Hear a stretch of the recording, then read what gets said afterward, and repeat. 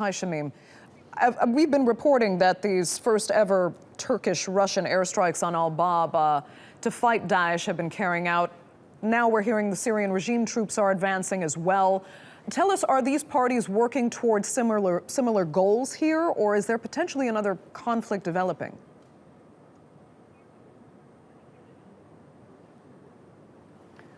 In the first instance, yes, Andrea, they are working towards the same goal, and that goal is to eliminate Daesh from not just the northern Aleppo countryside, the northern part of Syria, but from the whole of the country. Now, this has been the stated aim of most of the countries outside of Syria who have had an interest in the country, even though they may have very different visions of what they would like to see the future of Syria end up as.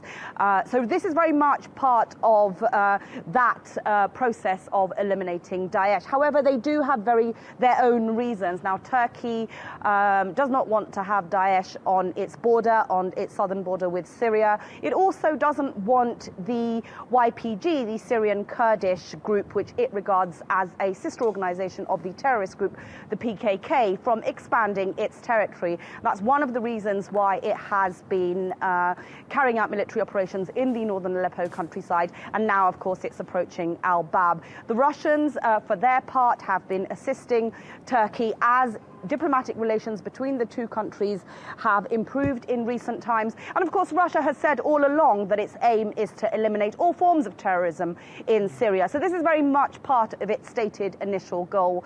Now, as for the regime, it wants to get rid of Daesh because al-Bab is quite close to the city of Aleppo, which it only recently recaptured from rebel groups. And its concern is that if Daesh isn't eliminated, then it could quite possibly make its way towards the city of Aleppo. So yes, in the first instance, the aims of all these groups are the same, but they have different reasons behind it.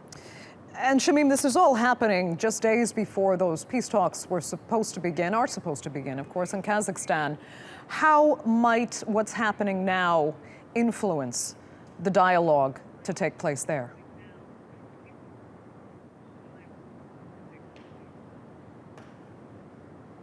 Yes, you're absolutely right. These talks are due to happen in Astana, the capital of Kazakhstan, on the 23rd of January, just days from now.